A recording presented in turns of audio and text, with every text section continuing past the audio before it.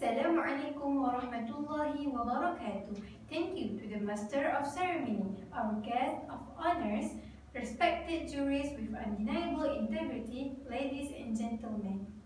Alhamdulillah, no word should be spoken apart from the gratitude of the presence of Allah for the blessings given to us all so that we can gather in this modest room in good health. Salawat and greetings to our Prophet Muhammad. First and foremost, let us be on the stage to deliver a few words. Not that we are the best, but because this is a mandate, then we dare to appear in front of Mr., Mrs. and all colleagues. So, here I am to talk about the current and worldwide ongoing issue and enlighten all of you with a speech on water management. We all know that Earth's entire life cycle needs air, water and fruit, and no one can live without them. Water is said to be a priceless resource, and each drop counts. We can only use 1% of the water on the planet, even though it makes up 70% of the total volume. Most of our household tasks cannot be complete without water. Also, in industries, it is used for the preparation of goods and products. Furthermore, it assists in transportation too. As a result, we must use our scarce water resource wisely. Now, let's talk about water management. Water management is one of the crucial methods to save water in the 21st century. This process is all about safely using water to minimize pollution. So, why do we need a clear-cut water management system? Water security is critical for us today because new clean water is scarce and valuable. Natural resources protection is important to the environment and a basic demand for all operations from local users to agriculture and industry. The human population's steady growth has led to extreme demand for water supplies. Today, the exploitation in the channel, the bay, the reservoir, and groundwater is seriously scarce and could well continue to worsen the years. Therefore, attempts to conserve water need to be accelerated and the protection of water seriously taken into account. Since I'm presenting to you a speech on saving water, it is my duty to enlist before you the necessity of saving water. Water is a finite resource that is in short supply. Although water covers 71% of our world, just 3% of it is fresh water. Just 1% of the 3% is accessible, with the other 2% frozen in glaciers and ice caps. This means that 1% of the Earth's population, including humans, animals, and plants, must be sustained solely on its own. Water is a scarce resource that cannot be replenished. We will have less of it in the future if we don't conserve it while the population expands. Water is needed for survival. This is the most obvious incentive to save water.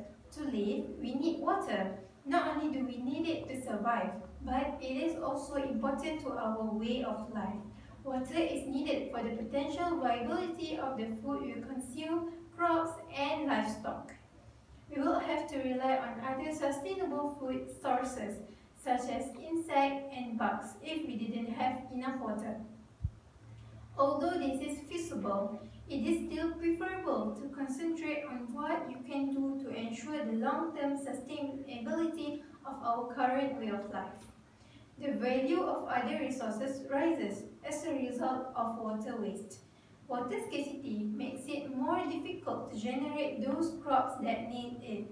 As a result, such goods will become scarce or will be priced higher. Members of the floor, moving further in the speech on saving water, we must look at techniques to save water. Water management can be achieved in several ways. If we use water sparingly and take sufficient action to save it, the small water supplies will last for a long time.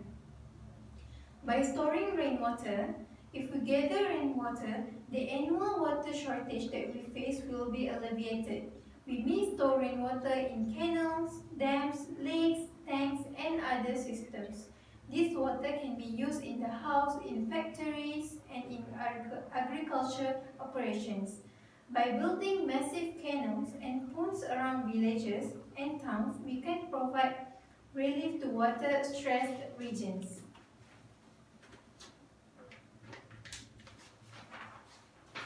Underground water preservation. Groundwater is underground water that we draw from wells, hand pumps, and other sources.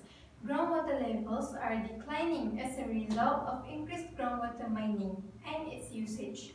When groundwater levels increase, we should protect it by building dams, lakes, and other structures. Land waste must also be addressed because it pollutes groundwater. Preservation of water reservoirs. The key source of water are rivers, ponds, reservoirs, so it's necessary to preserve them. Water contamination is the most serious harm to these water supplies. It would be impossible for us to get drinking water if these major supplies of water are drained. Thus, by avoiding rising water contamination, we should protect rivers, pools, and reservoirs. In conclusion, if someone had proposed selling pure water 10 years ago, I'm sure he might have gotten a nice laugh or been mocked. Mineral or filtered water, on the other hand, is now a multi-billion-dollar company. People are willing to pay 20 rupees for a water bottle, given the fact that we all know how difficult it is to get pure or clean water. One thing is certain, we will run out of clean water in the future, and there is an urgent need to drive our attention to saving water. With this, I come to the end of my speech on safe water. Thank you.